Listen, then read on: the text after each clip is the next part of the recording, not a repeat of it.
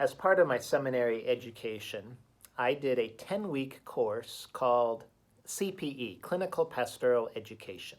And that was done in a hospital setting for 10 weeks in a summer between my first and second years as a seminarian.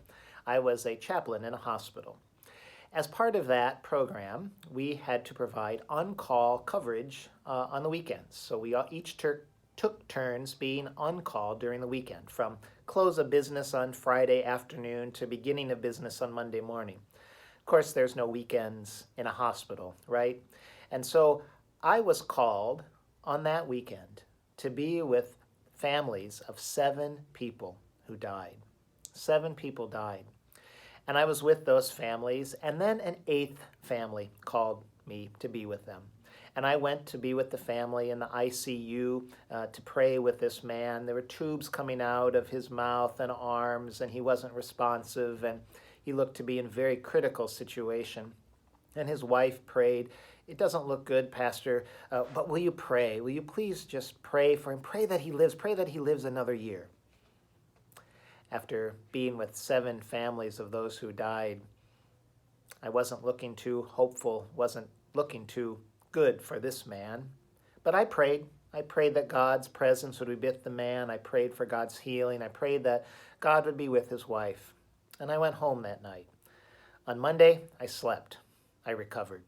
On Tuesday, when I was making rounds, I walk into this room. It was not the ICU, but I walk in and I see a man sitting up in bed. No tubes, not connected with anything.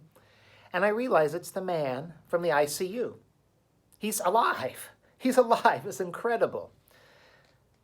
To me, this is not an example of the power of my prayer, although there is power in prayer. But to me, that was an example of the reading from Isaiah. The wilderness and the dry land shall be glad. The desert shall rejoice and blossom. Like the crocus, it shall blossom abundantly and rejoice with joy and thanksgiving, joy and singing. Here was life. I expected death. Based on my experience with those 7 other families, I was in the valley of the shadow of death. But on that Tuesday, I walked in and I saw that man living, and I realized God does work life and healing in amazing and remarkable ways.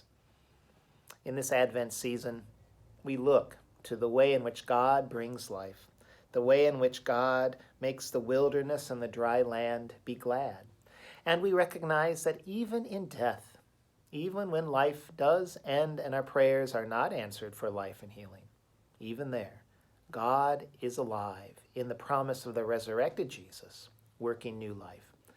And so on this Monday in the 3rd week of Advent, 3 candles lit on the Advent wreath, I pray that you will be sustained in hope of the ways God's new life breaks in us, through us, and around us, leading us to hope and healing. Advent blessings.